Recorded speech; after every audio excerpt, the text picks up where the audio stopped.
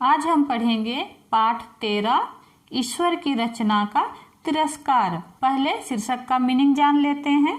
ईश्वर यानी भगवान, रचना यानी बनावट, तिरस्कार यानी अपमान, यानी भगवान की बनावट का अपमान। इस पाठ के अंतर्गत हम सीखेंगे कि ईश्वर ने सभी मनुष्यों, जीवों तथा पेड़ पौधों को कुछ न कुछ रूप प्रदान किया है और हमें कभी भी ईश्वर के इस बनाए हुए रूप का निरादर नहीं करना चाहिए, नहीं तो परिणाम बहुत बुरा होता है। चलो पाठ स्टार्ट करते हैं। एक बार मेढकों का एक परिवार नदी के किनारे रहता था। वे सब बहुत खुश रहते थे क्योंकि मेढकी माँ अपने बड़े से परिवार की बहुत देखभाल करती थी और उन सबको बहुत प्यार भी करती थी। यहाँ इस कहानी में मेढकों के एक परिवार के विषय में हम जानेंगे। तो एक मेढक का परिवार था, वो बहुत ही खुश रहता था क्योंकि उसकी मम्मी, जो मेढक की मम्मी थी, वो मम्मी सारे बच्चों की बहुत अच्छे से देखभाल करती थी और उन सारे बच्चों को बहुत प्यार करती थी, इसलिए वो परिवार बहुत खुश रहता था। एक दिन मेढक की माँ अपनी एक सखी मित्र से मिलने गई। जब वह जा रही थी तब उसने अपने बच्चों से कहा, तुम सब यहाँ बहुत ध्यान से रहो और नदी के इस किनारे को छोड़कर कहीं और मत जाओ। एक दिन की बात है, मेढक की माँ अपनी एक सखी, उसके अपने मित्र से वो मिलने गई और जब वह जा रही थी तब अपने बच्चों से बोल के गई कि तुम लोग नदी के इस किनारे पर ही रहना, यानी अपने घर से कहीं भी बाहर मत जाना। वो लोग नदी के एक किनारे रहते थे, इसलिए उसकी मम्मी बोली कि नदी के इस किनारे को छोड़ के कभी भी दूसरे साइड मत जाना। जैसे ही मेढकी माँ अपने बच्चों को छोड़कर गई, वैसे ही मेढकी के सबसे बड़े बच्चे ने कहा, आओ हम सब कुछ खेलें। चलो नदी के उस पार दूसरे किनारे पर चलकर देखें कि वहाँ क्या है। जैसे ही उसकी मम्मी मेढकी माँ बोल के चली गई, वैसे ही मेढकी माँ के जो सबसे बड़े बच्चे ने कहा, आओ हम लोग कुछ खेलते हैं, यानी कि कुछ शरारत करते हैं। अभी मम्मी नहीं है, यानी बच्चों का शरारत करने का टाइम है। मम्मी रहती है तो उतना कर नहीं पाते हैं, इसलिए उनको शरारत सूझी और वो सबसे बड़ा बच्चा बोल रहा है कि आओ हम लोग नदी के दूसरे किनारे पर चलकर देखें कि वहाँ पर क्या है। सारे छोटे मेढकों ने उत्साह पूर्वक कहा, हाँ हाँ चलो वहाँ चलकर देखते हैं। जब सारे छोटे मेढक नदी के दूसरे किनारे पर पहुँचे तब अचानक उन्होंने एक बहुत बड़ा जानवर देखा। उसको देखकर वे सब बहुत ही अधिक भयभीत हो गए, परंतु उस बहुत बड़े जानवर को देखकर वे उतने ही अधिक उत्साहित भी थे। यह बड़ा जानवर उनकी माँ से बहुत बहुत बड़ा था। अभी तक वो छोटे मेढक बस उसकी माँ को देख के वो लोग सोचते थे कि माँ ही इस दुनिया की सबसे बड़ी प्राणी है, पर ऐसा नहीं था। वो लोग जब दूसरे किनारे गए तो वहाँ पर देखते हैं कि एक बहुत बड़ा जानवर नदी के दूसरे तरफ है। उसे देख के पहले तो ये सारे बच्चे डर गए और उसके बाद खुश भी हुए कि हमें इतना बड़ा जानवर देखने को मिला और ये जानवर उसकी माँ से बहुत ही बड़ा था। अब वे सब छोटे मेढक उस बड़े जानवर के बिल्कुल निकट पहुंच गए ताकि उस बड़े जानवर को पास से अच्छी तरह से देख सकें। इतने में अचानक ही उस बड़े जानवर ने ऊंची आवाज से डकारते हुए कहा, मों। तो इन सारे मेढक के बच्चों ने जब बड़े जानवर को देखा तो पहले वो लोग डर गए, फिर बाद में खुशी जाहिर करते हुए बिल्कुल उस बड़े जानवर के समीप पहुंच गए। उसके पास जाके देखे तो उतने में जब ये लोग देख रहे थे तो उस बड़े जानवर ने जोर से अपना आवाज करते हुए डकारते हुए कहा, मों। उस बड़े जानवर की इतनी ऊंची तथा भयंकर आवाज सुनकर सारे छोटे मेढक बहुत अधिक भयभीत हो गए। तो उस बड़े जानवर ने जब इतनी ऊंची आवाज में कुछ बोला तो ये लोग सब डर गए। उस भयंकर आवाज को सुनकर ये सारे छोटे मेढक बहुत अधिक डर गए।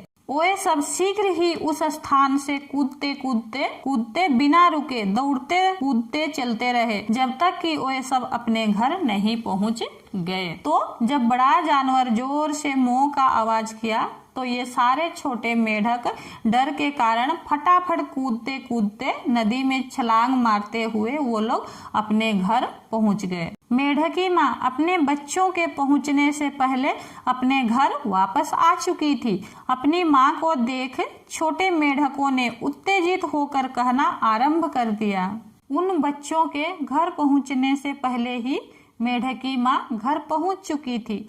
अपनी माँ को देख के वो बच्चे खुशी से यानी आवेश में आके जल्दी एक्साइटमेंट होके वहाँ की सारी घटना बताना शुरू कर दिया। हम सब ने आज बहुत बड़ा जानवर देखा जो हम सब पर बहुत गर्जन के साथ ऊंची आवाज से चिल्लाया moo। तो सारे बच्चे अभी पूरा खुश थे, एक नया चीज देख के आए थे, इतना बड़ा जानवर कि वो लोगों को समझ में नहीं आ रहा था कि हम डरे या फिर हम खुश हों। तो इस नाते वो लोग जल्दी जल्दी अपने मम्मी को बताना शुरू कर दिया कि आज हमने बहुत बड़ा जानवर देखा जो कि अपना ऊंची आवाज के साथ चिल्लाया moo करके। मेढकी माँ अपने बच्चों की यह बातें सुनकर मुस्कुराने लगी क्योंकि वह यह समझ गई कि ये सब गाय के विषय में बता रहे हैं। वो सारे बच्चे जब बोले कि वहाँ पे हमने बहुत बड़ा जानवर देखा और वो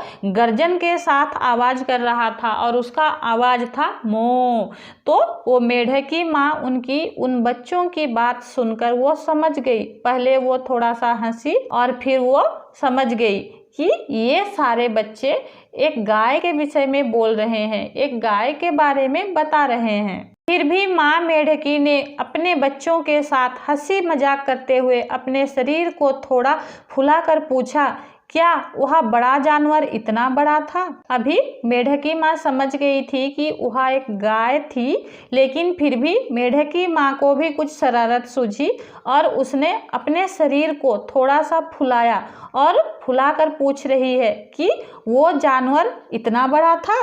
अपनी माँ को देखते हुए उन सब छोटे मेढकों ने कहा नहीं। तो अपनी माँ थोड़ा सा शरीर फुलाई, जितना भी बड़ा शरीर फुला ले मेढकी माँ, पर वो गाय की इतनी बड़ी नहीं बन सकती थी।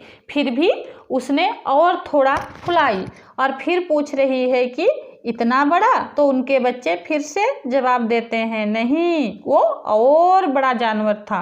अब उनकी मेढकी माँ ने अपने शरीर को थोड़ा और फुलाकर पूछा, क्या इतना बड़ा वह जानवर था? फिर मेढकी माँ और थोड़ा अपना शरीर को फुलाती है और अपने बच्चों से पूछती है कि वह इतना बड़ा जानवर था? नहीं, वह इससे भी बड़ा था।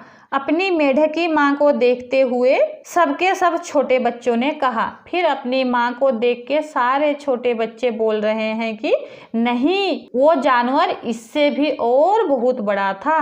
अतः मेढकी माँ ने अपने शरीर को और अधिक और बहुत ही अधिक फुलाकर पूछा, इतना बड़ा? तो इसके बाद मेढकी माँ अपने शरीर को और थोड़ा फुलाती है। वो जितना फुला पाती है वो पूरा फुला लेती है और पूछती है कि इतना बड़ा? और अचानक तड़ाके का शब्द करते हुए मेढकी माँ का शरीर फट गया और उसका अंत हो गया। तो अचानक से जोर के आवाज के साथ चटकने जैसा आवाज आया और उसकी माँ का शरीर फट गया था और उसका अंत हो गया था। क्योंकि मेढकी माँ छोटी सी है, लेकिन फिर भी वो गाय जैसा बनने की कोशिश की, तो इसलिए उसका शरीर फट गया। इतना बड़ा अगर वो नहीं फुलाई रहती तो मेढकी माँ को कुछ भी नहीं हुआ रहता। इस कहानी में मेढकी माँ यह समझ गई थी कि ये बच्चे गाय के विषय में बोल रहे थे, ये बच्चे गाय को देख के आए हैं। तो मेढकी माँ को चाहिए था कि अपने बच्चों को गाय के विषय में बता देती और गाय के समान उसका शरीर बड़ा भी नहीं हो सकता था। इसी नासमझी के कारण उसने अपने प्राण खोए। बेचारे बच्चों के सामने उनकी माँ का अंत हो गया। तो इस कहानी से हमें यह शिक्षा मिलती है कि हमें कभी भी ईश्वर के बनाए हुए रूप को कभी भी अपमान नहीं करना चाहिए। भगवान हमें जो दिया है, जिस रूप में दिया है, उसी रूप में रह के हमें उन विषयों के बारे में बोलना चाहिए, बच्चों को समझाना चाहिए। चाहिए, ना कि उसी तरह बन के हमें समझाना चाहिए। धन्यवाद।